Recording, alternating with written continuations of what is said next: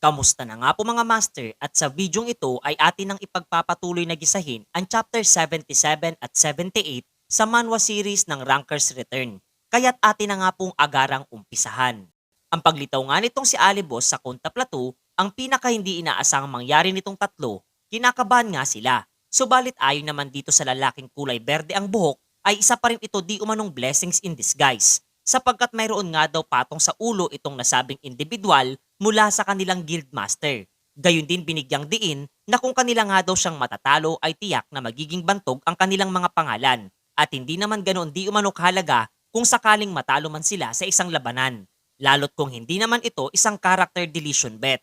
Kasabay ng pagsasagawa nga rin nila ng kanya-kanyang livestream at planong gawing tropeyo ang tagumpay na kanilang pinapangarap kontra dito kay Alibos. Agad ngang hinugot nitong manlalarong kulay berde ang buhok ang kanyang espadang pagmamay-ari at nagmamadaling inatake etong binata habang mayabang pang isinasaad na siya na nga raw ang papaslang sa kanya at tiyak na magiging sikat na manlalaro pagkatapos itong maisagawa. Ngunit ito ay isang pangarap na lamang na hindi magkakatotoo. Buwat ng agad nga siyang hinambalos nitong ating pangunahing tauhan ng kanyang espada sa kanyang ulong bahagi na siyang tuluyang nagpabagsak dito sa lapag.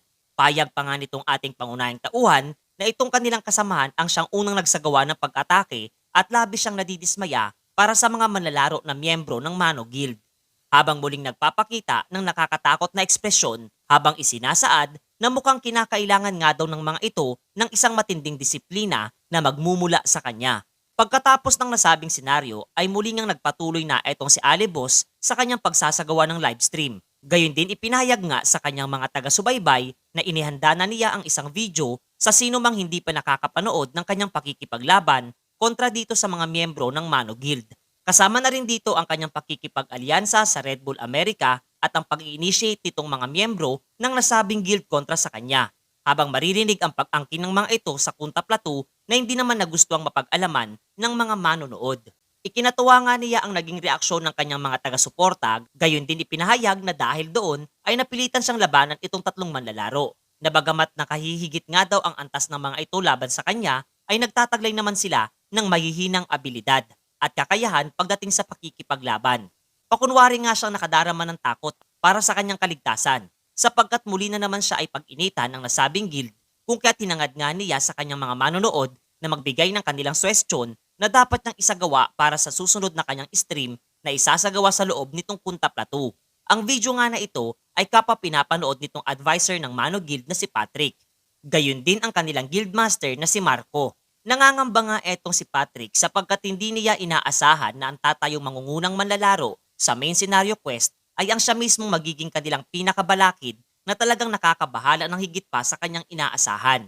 Mababakas nga sa mga mata nitong si Marco ang matinding galit habang isinasaad na tipunin nga raw nitong si Patrick ang lahat ng kanilang mga pinakamahuhusay na mandirigma ng kanilang guild at kanilang tatahakin ang kasalukuyang kinaroroonan nitong si Alibos na mas lalong ikinabahalang marinig nitong kanilang advisor.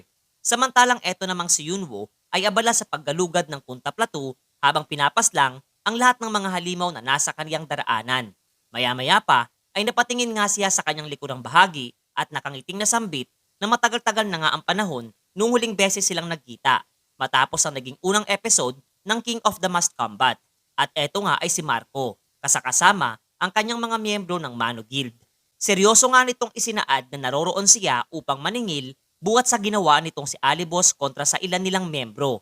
Ngunit hindi naman natinag etong binata sa nasabing pahayag at minaliit pa etong pagkilos ni Marco na nagsama pa di umano ng sandamakmak na asurot, tanging matalo lamang siya. Wala namang pake sa kanyang pang-aasar ang naturang guildmaster sa pahayag nitong binata at binigyang diin na hindi sila matitinag na manguna sa pagsasagawa ng MS Quest kahit ang ilan sa kanila ay presang napalag out sa laro dahil sa kaniya.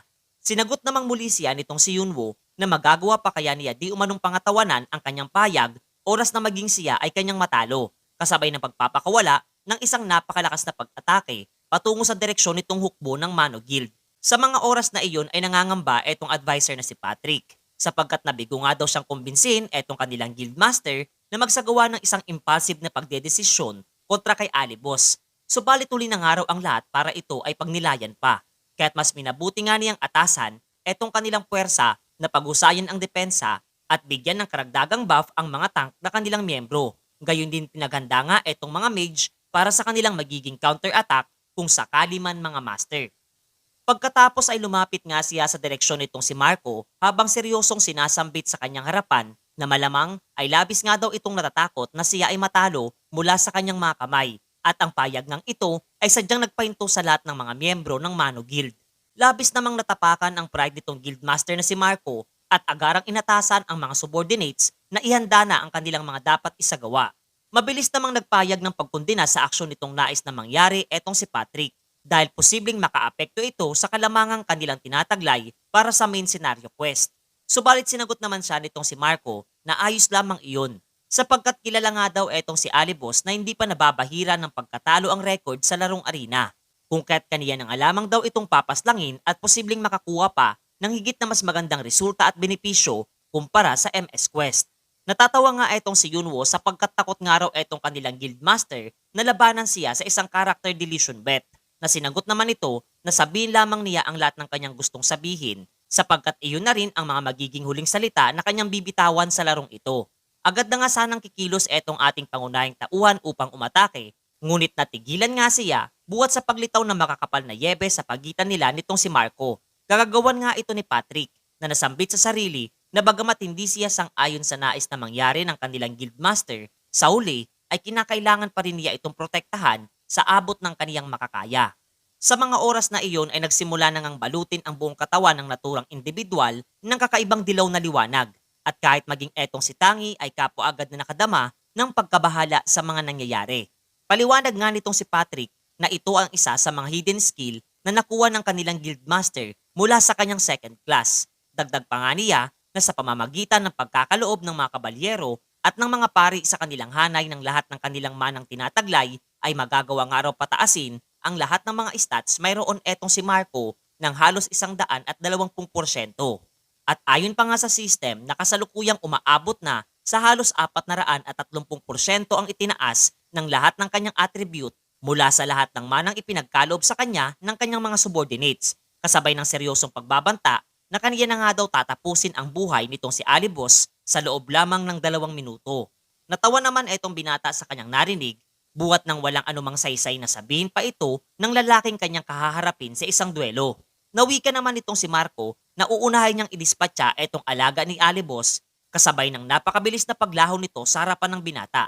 Malakas namang nagbigay ng kautosan etong si Yunwo na muli nang bumalik etong si Tangi sa orihinal niyang kaanyuan at ang mabilis na pagtugon nga nito sa kanyang bossing ay ang siyang nagligtas sa kaniya sa tamang sandali bago pa man tumama ang pag-ataking pinakawalan nitong si Marco.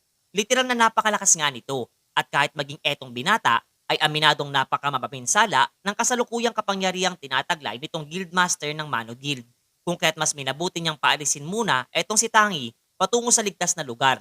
Sinagot naman siya nitong si Marco kung bakit aniya nasambit niya ang 2 minuto para sa kanya sapagkat buhat nga raw ng iyon lamang ang kabuuang minuto na itatagal nitong binata sa kanilang isasagawang sagupaan at kasabay na nagbanta na sadyang maniningil nga daw siya ng malaki dahil sa kahihiyang naidulot niya para sa kanilang guild. Daglian nga itong tinumbok ang kinaroroonan nitong si Alibos at sa kabila ng matagumpay niyang nadepensahan ang pag-ataking isinagawa nitong si Marco laban sa kanya ay kaniya pa ring napuna na patuloy na nababawasan ang kanyang life bar dahil sa impact ng lakas mayroon etong guildmaster ng Mano Guild.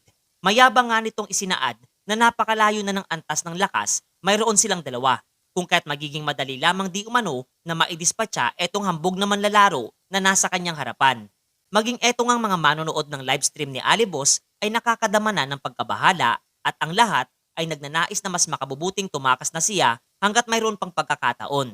Ginamit na nga niyang skill na blink kasabay na pagsasagawa ng counter-attack gamit ang sword key na kapamatagumpay ding nadepensahan nitong si Marco.